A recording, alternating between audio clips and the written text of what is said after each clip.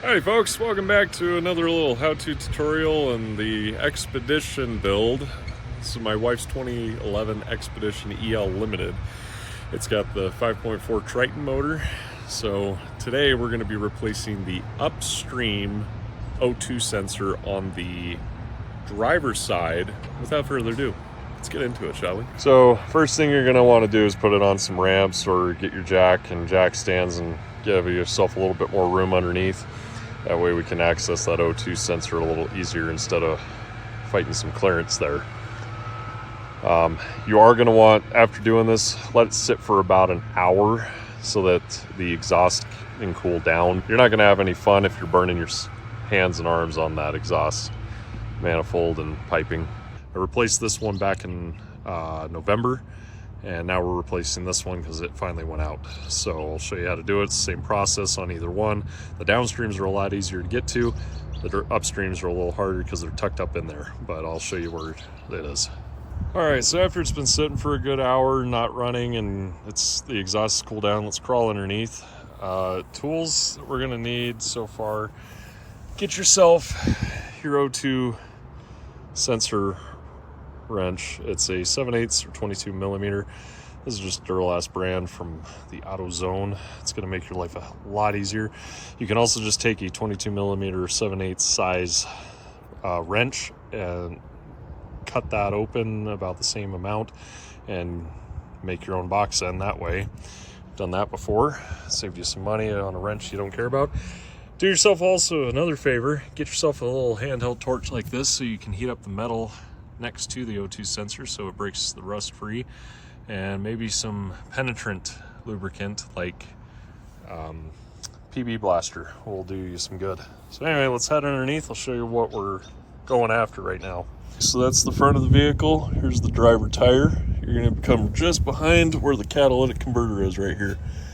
Just kind of hold your hand here to make sure it's not too hot. Just barely warm, so we're good. This is your downstream sensor. Those don't get replaced near as much as the upstreams because the upstream is taking the blunt end of all of your exhaust, and then this is downstream or after cat, and this is before cat. So I replaced that one back in November, and we beautifully zip tied that to the existing wire. As you can see, did a bang up job right there. Anyway, so that one's there. We're gonna replace this bad boy today. So to get to that, man, that pipe is rusty. So I'm gonna spray that with some penetrant on the exhaust there. It's still hot. It's a little warm. Not bad though, I can work with that. And we're gonna let that sit. I'm gonna grab my torch and we're gonna torch it right here at the base, not on the O2 sensor, but here at the base where it connects in. Reason for that is that we're going to expand the metal. It's going to help a lot easier to get this broken free because it could be rusted, seized in place. So you'll heat that up until it starts to glow just a little bit, and then you can try and break that free. Also spraying some penetrant while you're doing it so it kind of helps out. Okay, so we got our box end wrench. We're going to slide this up in here, and it just goes over top of the wire through, and then it can slip on down to this. And now, if you have actual room to move this, you'd be able to break that free. I'm gonna have to get a better angle to try and do that, but we will manage.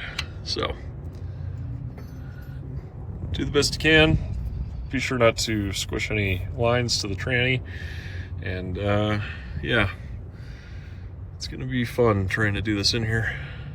I figured I'd show you a little bit here. So I just got that sitting up. I'm gonna heat this up before I try and break it free. Just got it here at the base.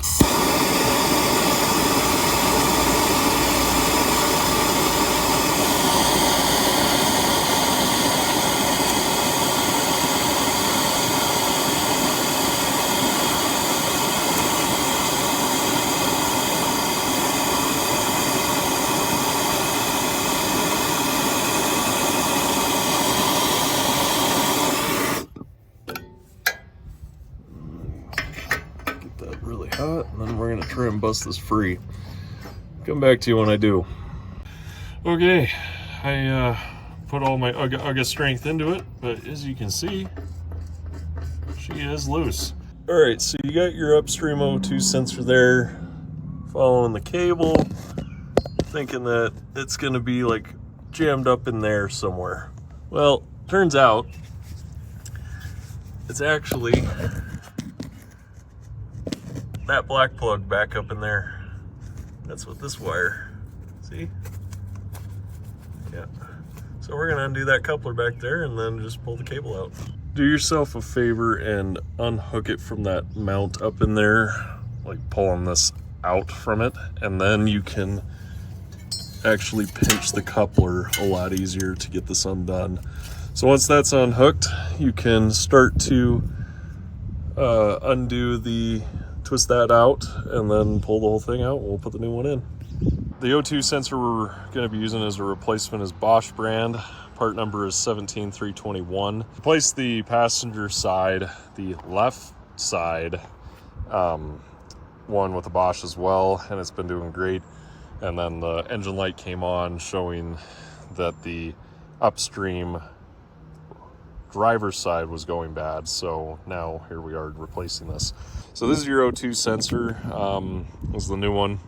It comes covered with a little cap and some anti-seize thread on the threads there. And this is your connection. This is going to be connected up into the transmission in some little pinhole style. So you have to pull that off, and then you can disconnect the actual coupler here. It's got one of those little push tabs like you do on all electrical connections. I just want to note something to everybody. The connections are the same, but the length is a bit of an issue. I think I got these backwards when I ordered them because I got them both at the same time. I just never, just in case this one would ever go bad, and it did. I was just waiting, and I mixed them up when I did that. So I'll give you the other part number to the one that we replaced on this side, because that one is longer. That's why we have it all zip tied up. And it would explain why it was longer than the one we took out, and why this one is shorter than the one we just took out. So anyway, I kind of jimmy rigged it a little bit. I bent that wiring slightly back toward underneath by that one so that it'll reach this connection here instead of undoing that one from there, putting it over here. They still work. They're the exact same O2 sensor itself.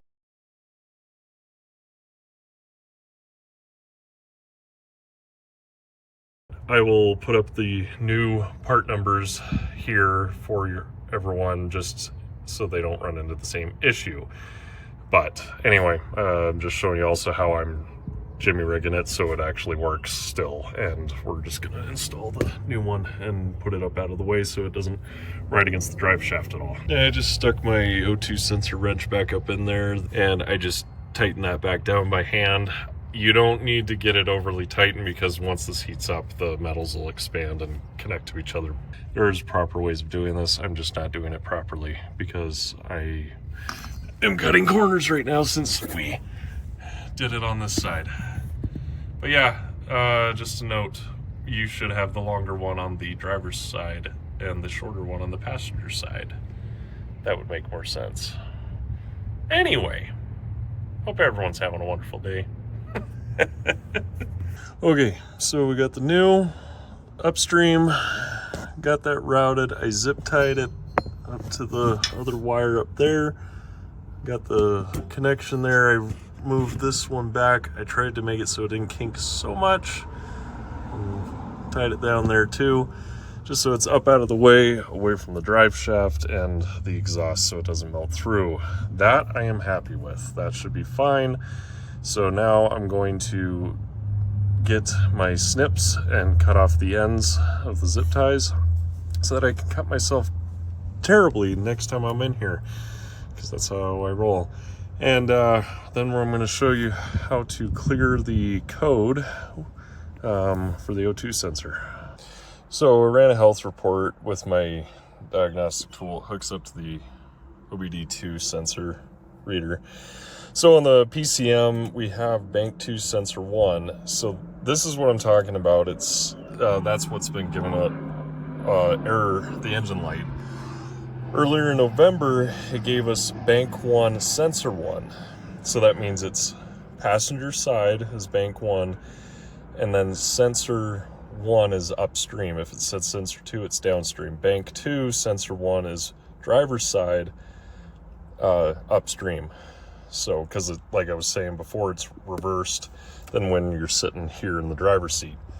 So anyway, we have that, so we can click here. Now, I know not everyone's going to have their own code reader and such, but